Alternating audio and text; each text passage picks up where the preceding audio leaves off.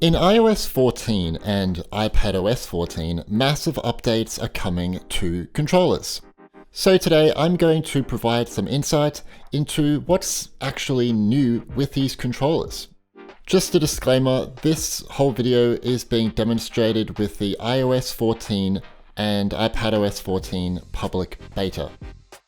First, we have support for new controllers.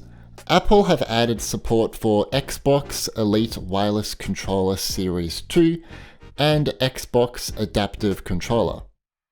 Here I'm actually using the Xbox Elite Series 2 in Sky Children of the Light, and as you'd expect, it works great.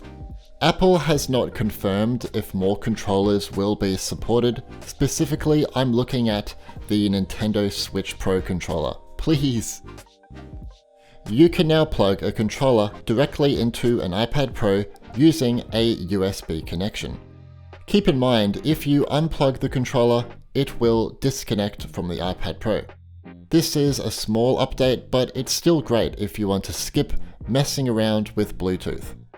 A new gaming controller section has been added to settings. When you connect a Bluetooth controller, a new section will appear in the Settings app under the General tab. It is called Gaming Controller. If you have more than one controller connected, you get to choose which one to customize. Going into a controller will display the name of your gamepad. The name cannot be altered here, but you can change it under the Bluetooth settings. Next is haptic feedback. This technology will make your controller rumble for certain game actions. For example, you can get the sense that you're near an explosion, that you're driving over gravel, that your character is walking on sand, that you feel recoil in your trigger finger, and so forth. It's not working right now in the public beta.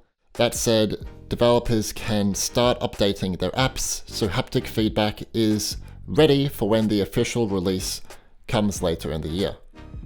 You can now capture screenshots by long pressing the share or its corresponding button on a controller, and you can capture video clips by double pressing share or its corresponding button on a controller. This technology has been present in iOS for a few years, but this is the first time you can utilize it with a controller in hand. One thing that has really annoyed me about using multiple controllers on iOS is that you can kind of get mixed up on which one is the one that you're actually using. Well, this is not a problem anymore, as you can now press Identify Controller, which will vibrate a chosen controller. Pretty self-explanatory.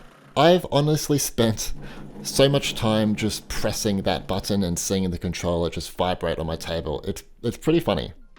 The last feature here is customizations. This tab contains almost every input on your controller. We're talking the standard buttons, both joysticks, and yes, they're stick clicks, and on a DualShock 4, the touchpad area, which includes first finger, second finger, and yes, the touchpad button. When a button is selected, it can be remapped to any other button from the list. Any changes you make are then displayed in the form of icons. What's amazing is that you can even set separate customizations for individual apps. Keep in mind, not every game is supported right now. We don't even know if app-specific customization requires permission from developers or not. Let me provide an example of this customization in Beyond a Still Sky. In this game, to sprint, you can hold down L2 on a PS4 controller, but let's change it so holding L3 will sprint instead.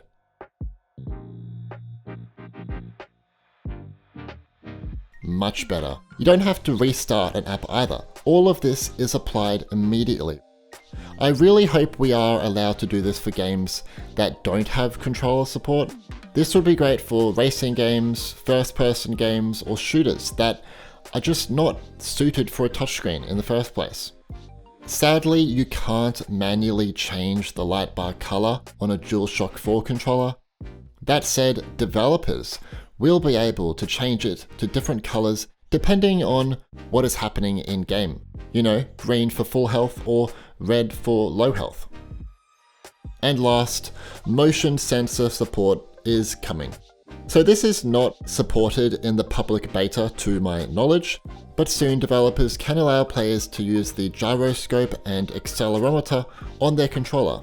Here you can see that you can rotate and move your controller in 3D space to aim the camera, or tilt the controller to move back and forth, or even shake the controller to make a game character attack. This feature isn't really utilized to its potential on console or PC, so we'll have to see if mobile devs change this up, I guess. What do you think about these updates to controller support in iOS 14 and iPadOS 14? Do you even have a controller? Will you get one now? Let me know in the comments. This was a different kind of video, but I hope you enjoyed it nonetheless. Leave a like, subscribe, and turn on notifications to stay up to date with everything Apple gaming related. Anyway, my name's Stewie, and thanks for watching.